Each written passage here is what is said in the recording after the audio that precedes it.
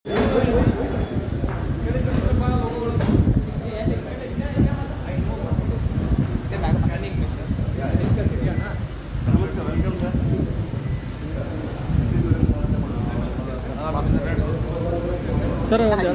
Sir ಒಂದು sir sir sir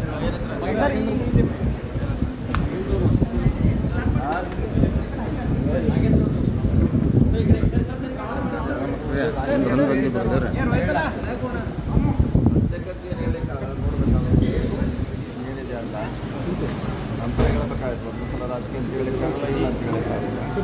ಇನ್ನೂ enquiry ಇದೆ.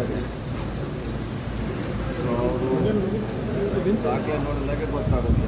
ಈಗ ತಕ್ಷಣ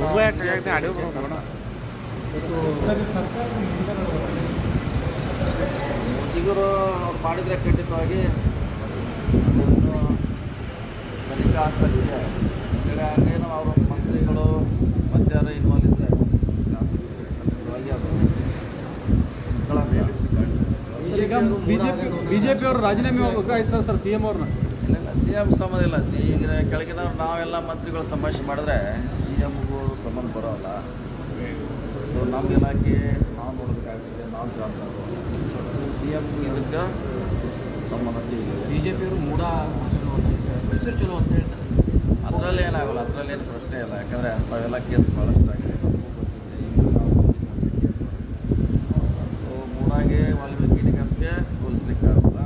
ಅದು ಬೇರೆ ಅಷ್ಟಲ್ಲಿ ಕ್ಲಿಯರ್. ಅದು ಲ್ಯಾಂಡ್ ಹೋಗಿದೆ, ಲ್ಯಾಂಡ್ ಹೋಗಿದ್ದಾರೆ. ಸೊ ನಾವು ಮೂಡೋದಕ್ಕೆ ತಕ್ಕಂತೆ ಮಾಡಿದ್ವಿ, ಕೊಟ್ಟಿದ್ವಿ. ಬೇರೆ ಕಡೆ ಕೂಡ ಆಗಿದೆ.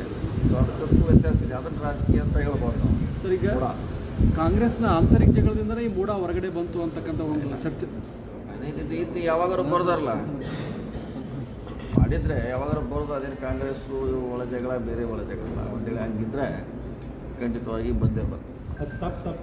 ತಪ್ಪಲ್ಲ, ಹತ್ರ ಏನು ಪ್ರಶ್ನೆ ಇಲ್ಲ. ತಪ್ಪನ್ನು ತಪ್ಪು ಒಪ್ಕೊಳ್ಳೇಬೇಕು. ಮತ್ತು ಅದ್ರ ಸುಳ್ಳು ಹೇಳಿಕ್ಕೆ ಮತ್ತು ಮುಂದೆ 10 ಸುಳ್ಳು ಹೇಳೋ ಬದಲು ಎಸ್ ಅಂದ್ರೆ